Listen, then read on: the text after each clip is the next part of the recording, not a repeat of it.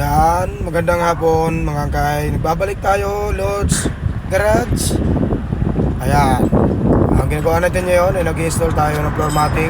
Ang unit natin ay Toyota Hiace Grandia LX3, yung high roof ito mga kay.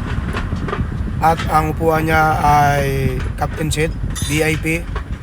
Ayan, makikita nyo may mga kuha niyan.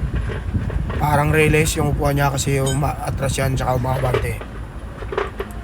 Actual ang pag-install matting kapag mga ganyang unit mga kay.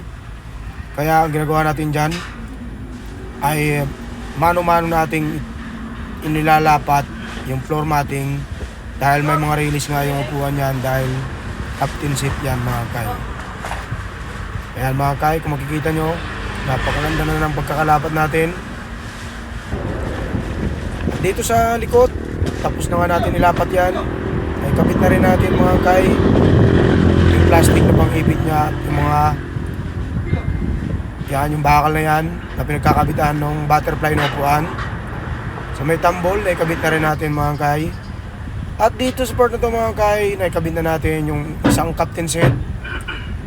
Kaya mga kay, kita nyo naman kung gaano kaganda pagkakalapat ng matting natin. Kahit kung sa may release na yan, napakaganda ng pagkakalapat natin.